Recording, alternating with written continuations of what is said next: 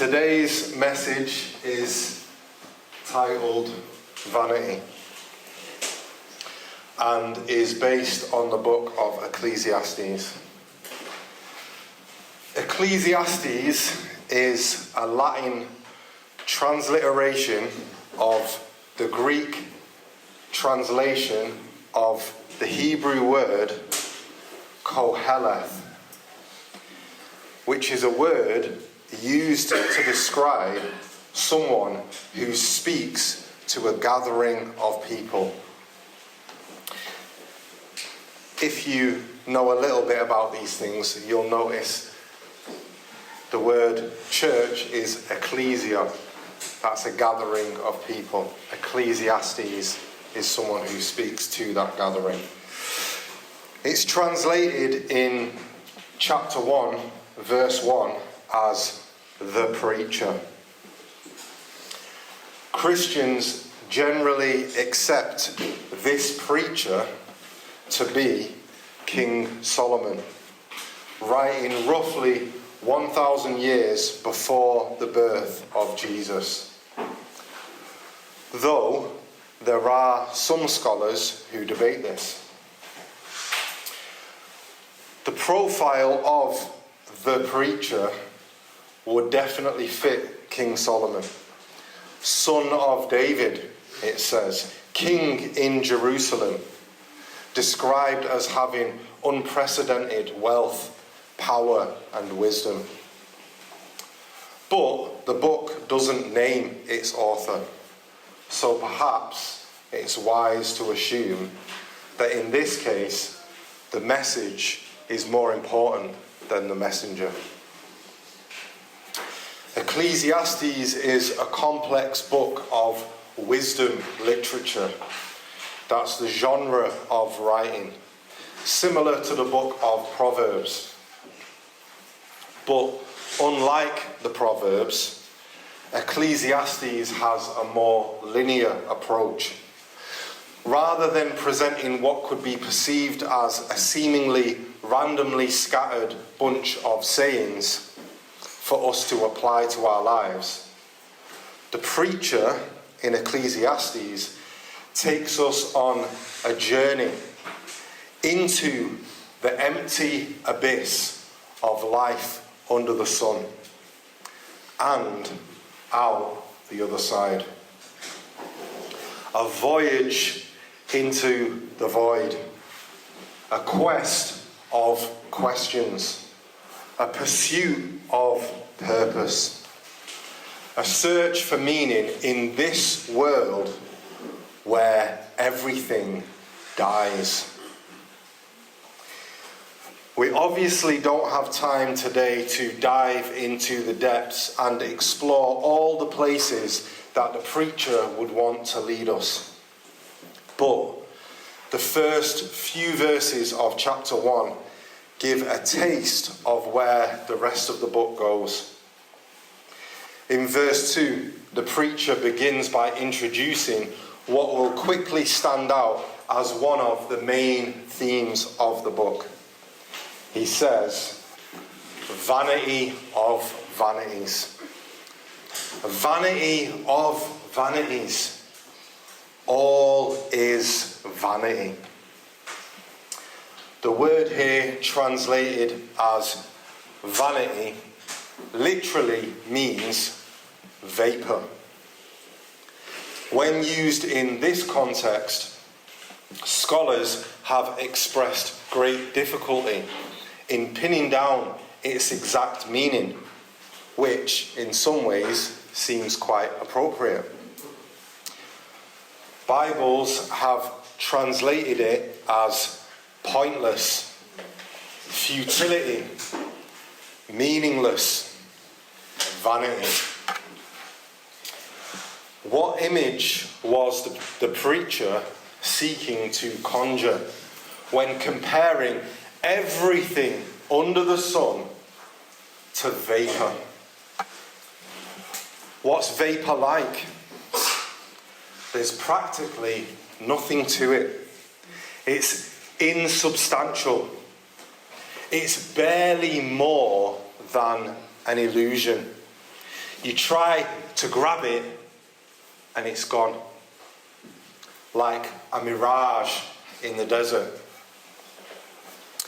What true meaning can be found in something so intangible?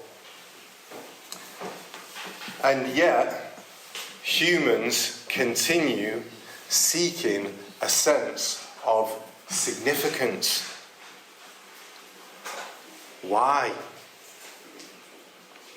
In verse 3, the preacher asks, "What does man gain by all the toil at which he toils under the sun?" The answer implied by the question is nothing. Like vapor. The preacher then supports this answer by pointing us to a bunch of situations we can easily observe in the world around us. To begin with, he says, a generation goes and a generation comes, but the earth remains forever. Every day, people come and people go. People are born and people die. Like an endless conveyor belt from the womb to the tomb. Check out this video for a moment.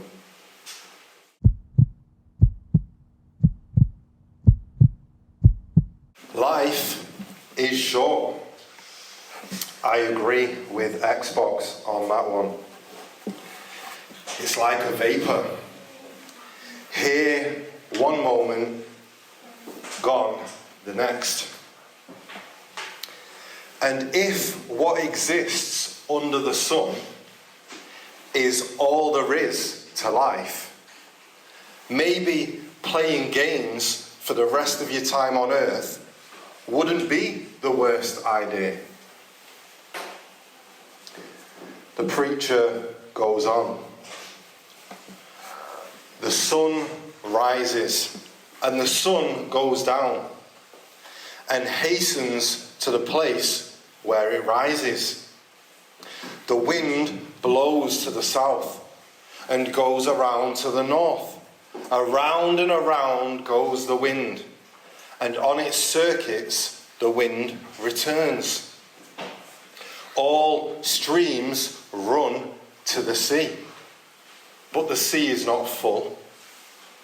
To the place where the streams flow, there they flow again. If life is a short line from start to finish, and that's it, then what's the point? If your life is literally a road to nowhere, why even bother trying to steer the car? But in the same way, if life is an endless racetrack going round and round in circles for eternity, isn't that just as futile?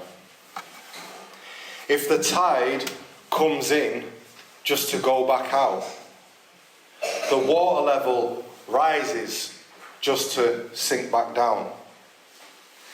If all these planets and stars are just going to spin around in space forever, round and round and round and round and round and round and round and round and round, it begs the question, why? Prior to becoming a Christian as a teenager, I often philosophized about these kind of ideas. In a song that I finished when I was homeless, I said, what's the worth of a word in this world if the earth is observed in reverse? Why submerge to return to the surface? Where is the point in a circle that curves? Revolving but never evolving. You can't resolve things until you can solve this. If nothing's ever bigger than the sum of all its parts, then how can something finish if it doesn't have a start?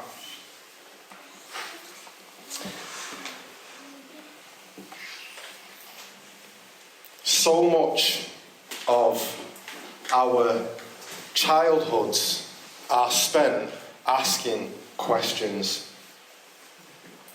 And some people are satisfied once their questions are answered to a certain level of depth. I relate to the preacher in the sense that I was never satisfied.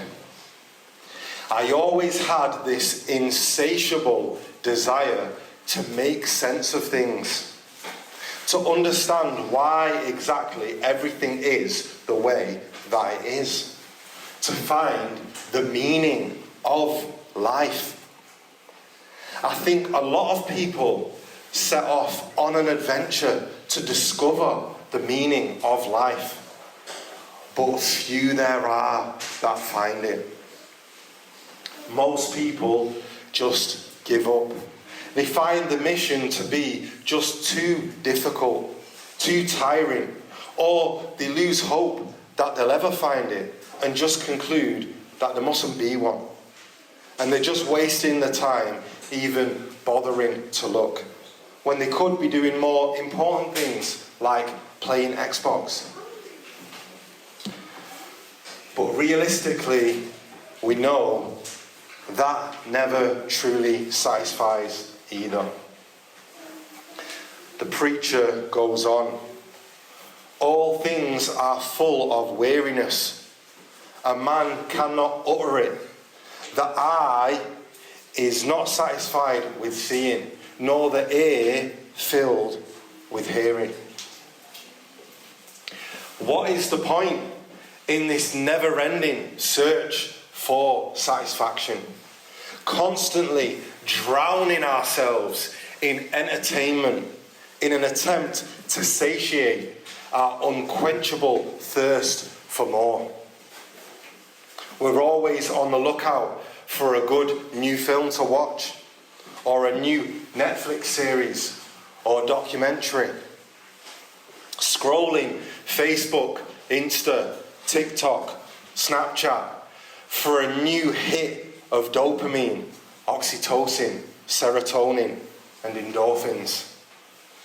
Scouring the net for new music, a new podcast, or a new audiobook to listen to, so our brains can be stimulated throughout the day. Just like you get addicted to the things that you put in your mouths, food, alcohol, cigarettes, vapes, pills, etc., we also become addicted to the things we put in our eyes and ears.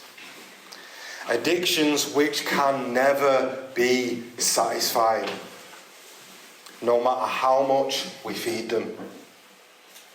If we get rid of one type of thing, we quickly replace it with another. Constantly searching for something new and better. But in many ways, there never is anything new and better. The preacher continues. What has been is what will be, and what has been done is what will be done. And there is nothing new under the sun. Is there a thing of which it is said, see, this is new? It has been already, in the ages before us. One of the reasons we get so bored of stuff so easily is because it's usually all stuff we've seen before anyway. A lot of films are remakes of remakes based on TV shows that were based on books. Loads of computer games are based on action figures, which are from cartoons, which are based on comic books. Tons of songs are sampled from remixes of covers. When a new iPhone comes out, it's pretty much the same as the old one. Even the first ever iPhone was just an amalgamation of devices and applications which already existed. A phone mixed with a GPS, mixed with a camera, mixed with an internet browser, mixed with an MP3 player. None of those things were new. And even those things, when they were created, weren't new. Before the MP3 player was the mini disc player. Before that, the CD player. Before that, the tape cassette player. Before that, the record player. Before that, the gramophone. Before that was the phonograph. Bet you didn't know that one. Before that was sheet music and musical instruments. Before that was the human brain, the vocal cords, the hands. We are able to hear a song, memorize it, and then replicate it for someone at a later date, using simply our minds, our bodies, and our voices. Now, of course, some will do a better job than others, but the basic principle of what the iPhone does when you press play on Spotify is something that we as humans have had the capacity to do since we were first created. It's nothing new. Pretty much nothing is new. Even when things seem new to us, it's often because each of us individually knows so little of the past. We think stuff's new because it's new to us, not knowing there have been hundreds of prior versions of it all around the world. And even those things that are new to us soon become old and boring. That toy we so desperately wanted at Christmas is a distant memory by the time next Christmas comes around. The preacher goes on. There is no remembrance of former things, nor will there be any remembrance of later things yet to come among those who come after. This is true with all of our toys, trinkets, and treasures. If we remember them, even if we remember them for many years, eventually old age snatches them from the clutches of our weakened minds. Even if we are strong-minded and we hold our memories until our very graves, what happens to them after that? Very few of our memories will be passed on to future generations. And even the memories that are will be twisted and distorted over time. A video from a mobile phone can't possibly communicate the feelings of being lifted up above a mosh pit at a rock concert and crowd surfing over to the front of the stage. You can film it to try and capture the memory. And even those feelings of excitement could maybe last a couple of days, but soon they fade. And nothing can be done to capture those feelings, preserve them, or to pass them on. A little video will never do justice. Events come and go, and most are quickly forgotten. The same is true of human beings. Of the billions of human beings on earth right now, how many do you think will be remembered in 100 years? You might think famous people will have a huge impact. Actors, musicians, sports stars. But how many actors, musicians and sports stars do you know from 100 years ago? I bet that it's not many. How about 500 years ago? Do you think you'll be remembered 1,000 years from now? So, what makes your life important? Do you think anything you do ultimately makes a difference in the long run? In the grand scheme of things, how does anything in your life actually matter? The preacher poses plenty of questions throughout his book, and I recommend reading them all. But because we have limited time, for now, we're going to skip to the end and try to work out some answers.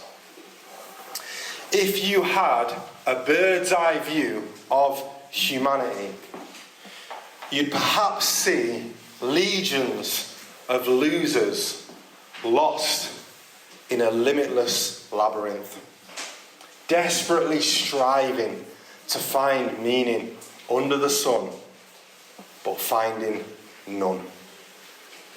Searching for satisfaction, but only ever finding disappointment. I've got another clip that I want you to watch. And in this film, Sarah is searching for satisfaction in life.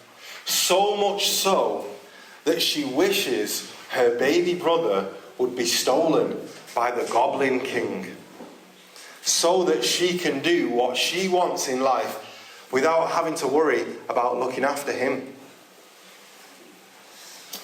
Then, once the Goblin King takes her brother, she realizes that actually her brother was more important, and she races off on a mission to rescue him. But in this scene that we're going to watch, she's presented with the things of this world, the toys, trinkets and treasures that she's grown up loving. And all of these things are given to her as a distraction to stop her from pursuing her true purpose of rescuing her brother. Let's watch.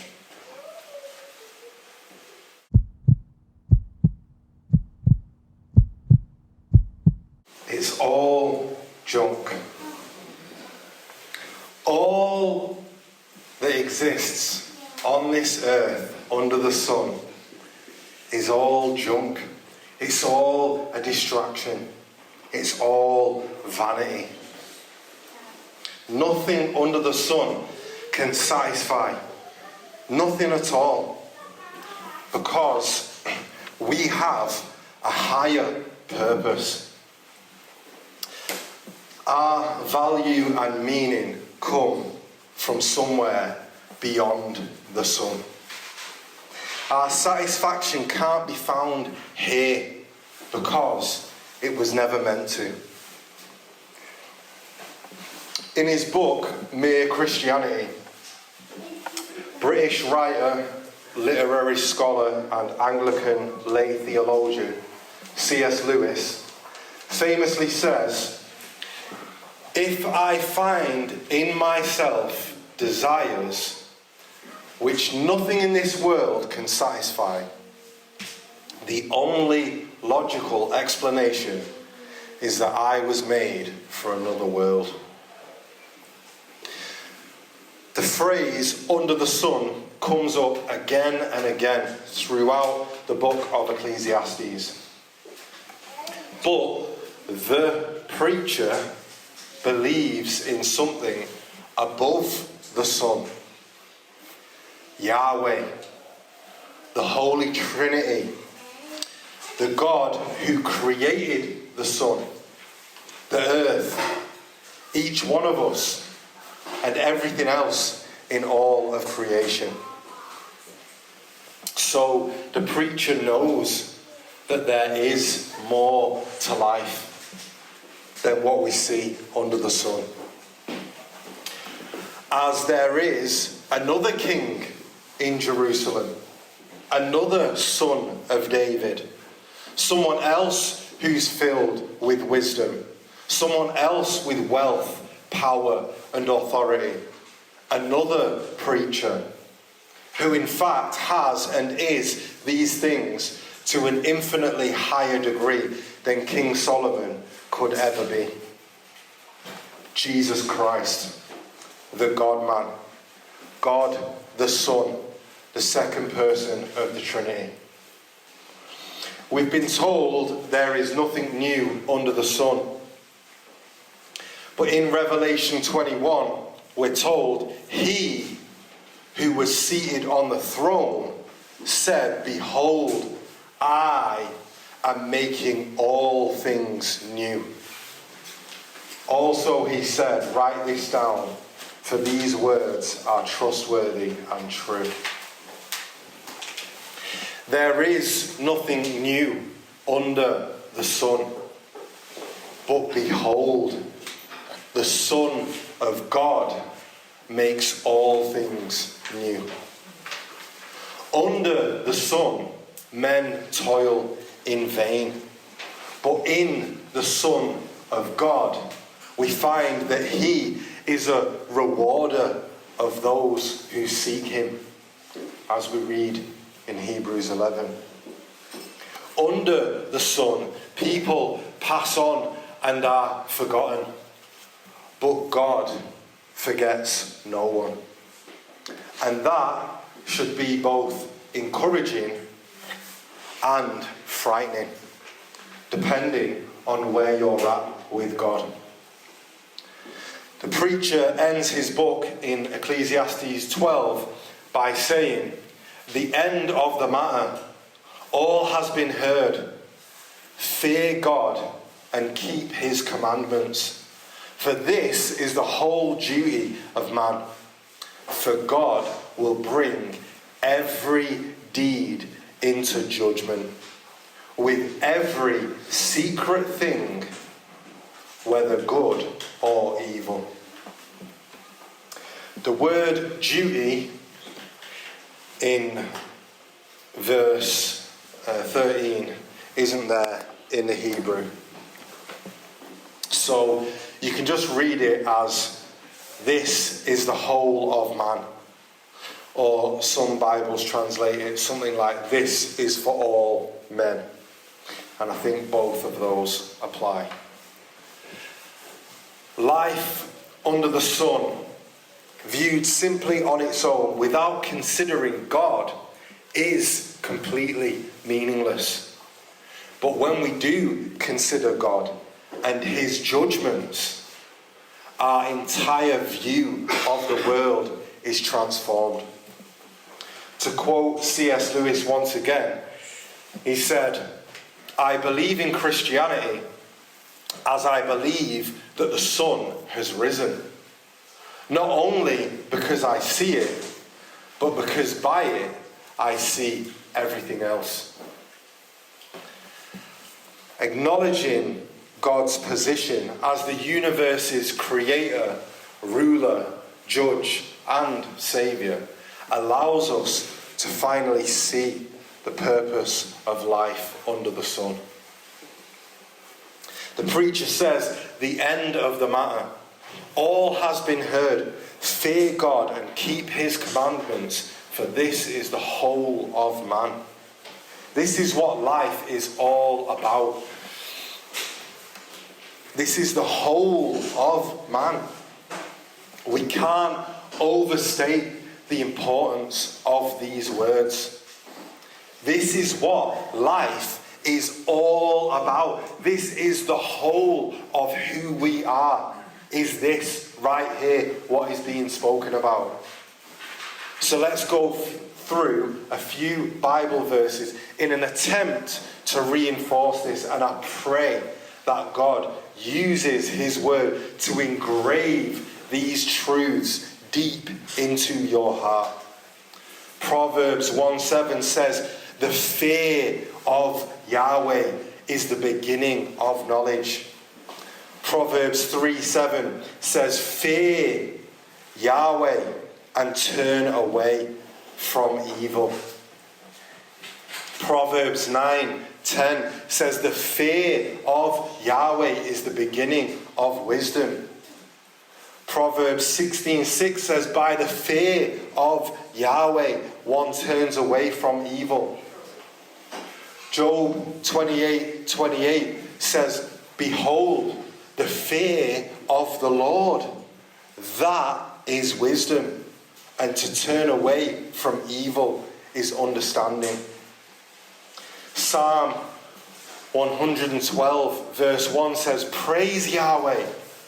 Blessed is the man who fears Yahweh, who greatly delights in his commandments." Psalm 128 verse 1 to 4 says, "Blessed is everyone who fears Yahweh, who walks in his ways. You shall eat the fruit of the labor of your hands. You shall be blessed, and it shall be well with you. Your wife will be like a fruitful vine within your house. Your children will be like olive shoots around your table. Behold, thus shall the man be blessed who fears Yahweh." Deuteronomy 10:12 to 13 says, "And now, Israel, what does Yahweh, your God, require of you? But to fear Yahweh, your God, to walk in all his ways, to love him, to serve Yahweh, your God, with all your heart and with all your soul, and to keep the commandments and statutes of Yahweh, which I am commanding you today for your good." So why fear Yahweh? Well, for your good, and among other reasons, because he judges right and wrong. He dishes out rewards and punishments.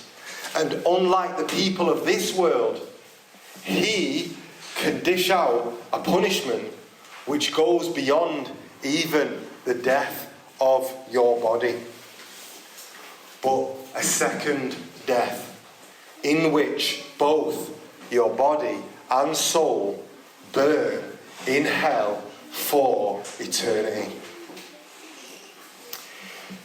In Matthew chapter 10, verse 26 to 28, Jesus explains about those who will persecute you. And he says, "Have no fear of them, for nothing is covered that will not be revealed, or hidden that will not be known. What I tell you in the dark, say in the light, and what you hear whispered, proclaim on the housetops. And do not fear those who kill the body, but cannot kill the soul. Rather fear him who can destroy both soul and body in hell." The final verse of Ecclesiastes says, "For God will bring every deed into judgment, with every secret thing, whether good or evil." God sits above the sphere of the earth, and he sees everything that takes place on it. Everything will be judged in accordance with his perfect standards. Kids and young people, you might think that what you're doing now in your lives doesn't matter. You might think that it's all meaningless, that you can just do whatever you want and it's no big deal. You might think that the things that you do when nobody is looking won't be found out. Or that because you're young, it doesn't really matter. It doesn't really make a difference how you spend your time. You're only a kid. Ecclesiastes chapter 11 verse 9 says, "Rejoice, O young man, in your youth, and let your heart cheer you in the days of your youth. Walk in the ways of your heart and in the sight of your eyes. But know that for all these things, God will bring you into judgment." If you want to waste your childhood years away, if you want to waste your young life doing a bunch of stupid crap, you can. You might look at me or your parents or other adults and see all the stupid stuff that we've done. You might hear us talking about when we were young and all the stupid things that we did. And you might think, I want to do that too. I want the chance to make my own mistakes and live life my way. Well, you can. And God will judge you for every single thing that you do. If the adult Christians in here could turn back the clock and change how we lived in our childhoods, then we would. Learn from the preacher. Why make your own mistakes when you can learn from the mistakes of others? Experience is the teacher of fools. Don't force yourself to find out the hard way. God can't be tricked. You can't think, oh, I'll mess around now, and then when I get older, then I'll sort myself out. God knows exactly what you're doing, and he sees every thought in your head. Today is the day of salvation. Turn to Jesus now while you have a chance, before your heart is too hard, or before your life is swiftly taken from you. God knows. God knows when you're going to die and you don't. Tomorrow is a new year, and don't wait for it to be next year before you turn to God. Because he knows. We can hide things from each other, but not from God. In church, you might look at certain people and think, oh, she's a good Christian. Or, oh, he's not a very good Christian. But only God truly knows what people are up to behind closed doors. And soon, he is going to expose it all.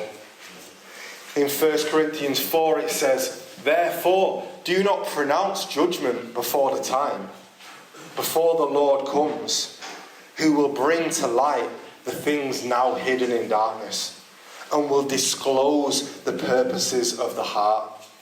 Then each one will receive his commendation from God." Luke 8 says, "Nothing is hidden that will not be made manifest, nor is anything secret that will not be known and come to light." It's going to happen soon. Picture this as you listen to this vision from Revelation chapter 20.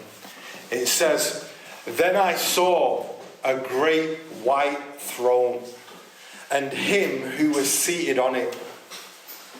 From his presence, earth and sky fled away, and no place was found for them. And I saw the dead, great and small, standing before the throne, and books were opened. Then another book was opened, which is the book of life. And the dead were judged by what was written in the books, according to what they had done. And the sea gave up the dead who were in it. Death and Hades gave up the dead who were in them, and they were judged, each one of them, according to what they had done. Then death and Hades were thrown into the lake of fire. This is the second death, the lake of fire. And if anyone's name was not found written in the book of life, he was thrown into the lake of fire." I make no apology for the stack of Bible verses that are brought today. I want these things to be wedged into your memory all year long, so that you remember the reality that one day all of us will be judged by God. 2 Corinthians 5:10 says, "For we must all appear before the judgment seat of Christ, so that each one may receive what is due for what he has done in the body, whether good or evil." Romans 14 says, "Why do you pass judgment on your brother? Or you, why do you despise your brother? For we will all stand before the judgment seat of God. For it is written, 'As I live, says the Lord, every knee shall bow to me, and every tongue shall confess to God.'" So then, each of us will give an account of himself to God. Each and every one of us. Matthew 12 says, "I tell you, on the day of judgment, people will give an account for every careless word they speak." Every deed, word, thought, and feeling will be exposed in the light and judged by God. Now, we don't know who is who. We don't really know who's done what. But on the day of judgment, all doubt will melt away. The truth will be plain to see. Jesus will separate the wheat from the chaff, the sheep from the goats, the good fish from the bad fish, the saved from the condemned. And those who are saved will be judged. Our deeds will be weighed up, and rewards will be given out accordingly. Live a life that you won't be ashamed to look back on. Serve God. Build on the foundation of Christ and the apostles. In 1 Corinthians 3, Paul says, "According to the grace God has given me, like a skilled master builder, I laid a foundation, and someone else is building upon it. Let each one take care how he builds upon it. For no one can lay a foundation other than that which is laid, which is Jesus Christ. Now if anyone builds on the foundation with gold, silver, precious stones, wood, hay, straw, each one's work will become manifest, for the day will disclose it, because it will be revealed by fire. And the fire will test what sort of work each one has done. If the work that anyone has built on the foundation survives, he will receive a reward. If anyone's work is burned up, he will suffer loss, though he himself will be saved, but only as through fire. I have so many regrets. And I don't believe in New Year's resolutions, so to speak. But it's not wrong to have resolve. It's not wrong to be resolute. I recommend reading the Resolutions of Jonathan Edwards for some inspiration. Why not resolve this year to truly fear God and keep his commandments, to forsake the trivialities of this world under the sun, and instead store up treasure in Jesus Christ, the Son of God. In Matthew 6, Jesus says, "Do not lay up for yourselves treasures on earth, where moth and rust destroy, and where thieves break in and steal. But lay up for yourselves treasures in heaven, where neither moth nor rust destroys, and where thieves do not break in and steal." Heed the reminder of famous cricket player and missionary C.T. Studd. "Only one life, 'twill soon be past. Only what's done for Christ will last." I recommend possibly spending part of this New Year's Eve reading that powerful poem of his. So as we wrap up today's message, I want to ask, what would it look like to fear God and keep his commandments in 2024? Based on what we've looked at so far, you might be thinking, it sounds painful, difficult, heavy, serious. And you'd be right. But if I had to sum up fearing God and keeping his commandments in one word, that word would be love. The fear of God should lead us to love. Because when we know how fearsome his wrath is, that should help us to see how amazing it actually is that in love Jesus died on the cross to take that wrath for us. Jesus was crucified and experienced the wrath of God as punishment for sins that he never committed, out of love for us. He took the punishment for the sins of all those who would turn from sin and trust in him as their substitute. What love is this, that Jesus Christ would die for us? There is no greater love. He made it so that through faith in him, we no longer need to fear. We no longer need to fear the punishment of eternity in hell.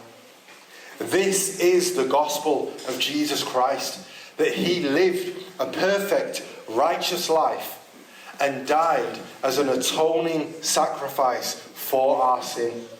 and rose from the dead to secure eternal life for us with him, where we get to dwell in the new Jerusalem, in a place that is no longer under the sun, but in fact has no need for the sun, because Jesus Christ, the Son of God, is its light.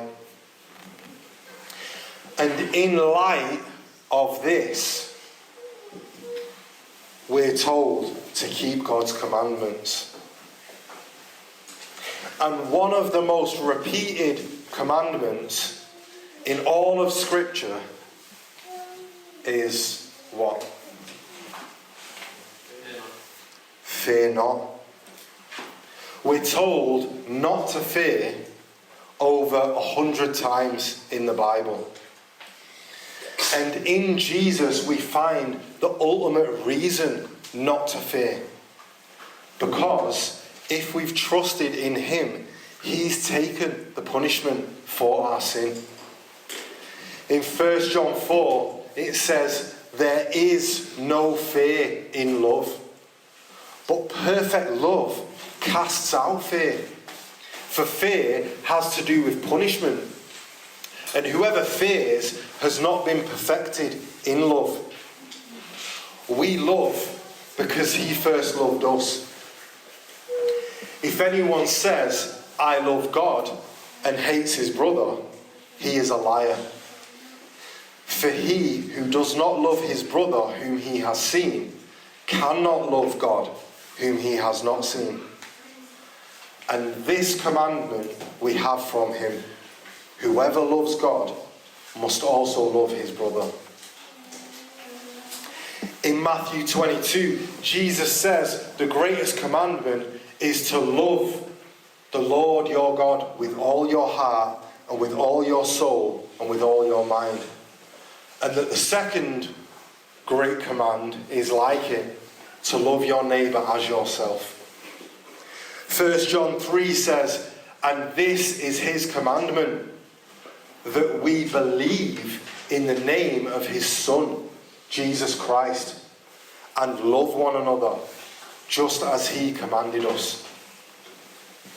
So, to fear God and keep his commandments ultimately equates to believing in the gospel of Jesus Christ, loving God and loving others, which should lead to complete fearlessness. For as Paul says in Romans 8:1, there is therefore now no condemnation for those who are in Christ Jesus. So, let's go into 2024 without fearing the world, without fearing punishment, but fearing God by obeying his commandments, which means believing in the gospel of Jesus Christ, loving God and loving one another. And it's in doing this that we find meaning in life. It's in this that we discover the meaning of life. It's in these things that life is no longer vanity.